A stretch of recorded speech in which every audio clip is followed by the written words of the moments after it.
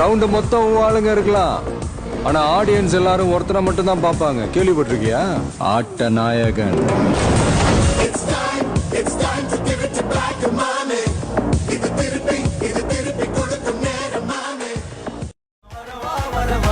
உன்னை துரத்தி வரவா, நீ விதைச்ச வழிய